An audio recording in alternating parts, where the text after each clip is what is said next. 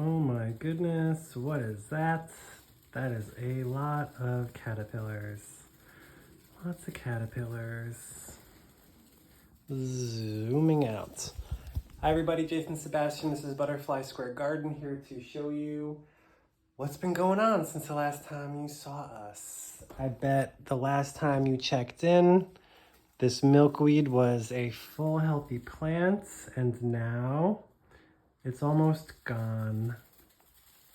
We've got caterpillars that are really just a couple of days old. I don't think they're even 1 week yet. And they're munching.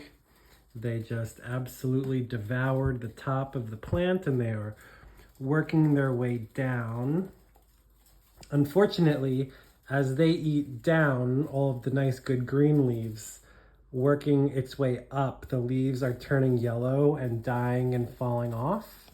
So that's not good. To supplement that, I am taking milkweed leaves from outside in my garden and I'm putting them in here.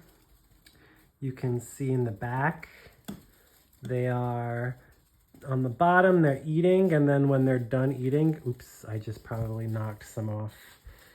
No, they're all still there. Gotta be careful though.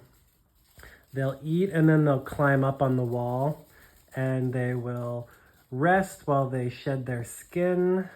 That's what's going on over there. We've got a couple caterpillars on this little baby plant over here. And if I were to show you, like, for example, underneath this leaf, we've got lots of caterpillars. Not the best focus, but gotta be careful when I put it down not to squish them. But you can see with the holes, that means that the plant is being eaten, or the leaf. A lot of the leaves I took from the butterfly enclosure, and they were a couple of days old when they had the eggs. So they pretty much expired before the caterpillars could eat them, but it's okay because I have so much milkweed. They're literally like getting big and falling over on top of each other. So I want to get rid of the leaves. Look at that little guy climbing to the top. He's like, let me go all the way to the top. And then he's gonna look and realize that there's nothing there. He's either going up there to rest and shed his skin or looking for more food. So hopefully, I'm debating whether I just like snip this and put it in another enclosure with more leaves. But I think I'm gonna leave that until tomorrow. I just want them to really get as much as they can out of this one plant before I start moving them back and forth. I have here, it is a little test tube holder. It's good for holding, test tubes or flower tubes full of water. That way the leaves can stand up and the caterpillars will be happy when they eat them instead of it just laying on the floor because they like to go underneath the leaf. So I took the old leaves that the caterpillars hadn't used and I put them on the side, but I left them in there just because maybe, if there's someone on it and I didn't notice, I just want to leave it, or maybe someone wants to eat it a little bit before they realize that they want a better leaf. I just want to give them more options. So I've counted at least 30 or 40, definitely over 30, close to 40, probably more, because there's so many and they hide really well, so you can't always tell how many there are. The easiest way to count them is when they're in a chrysalis or when they're dead after they're butterflies. So yep, even then, I've had so many that I couldn't even count them all. So this plant really only has it's really finished now, but I think I'm just gonna leave it until tomorrow. I put a whole bunch of extra leaves lining the edge, so they'll climb down and go right onto the big leaves. And then there's more on the bottom. So that's what's going on in here. You know, it's a really big enclosure. I've got smaller ones that I'm probably gonna I'm gonna clean off this desk and put them over here. Although it is right off to the side of the window, and you know, it's really not good for the sun to be directly shining on them. Which means I'm gonna have to move my bed because I used to have them over here, but I've been sleeping in here with my butterflies and caterpillars. I don't think I can do that anymore, especially with so many caterpillars. This room is going to be full of poop, and I don't really want to sleep in a room that's full of poop. So they are going to get their own room, and I will go across the hall and sleep in the other room. Or maybe I'll put them all, yeah, because this room gets better light, which is good for the butterflies. All right, let's show you the butterflies. They're all flying around in the corner, and then they're laying eggs on this plant in here,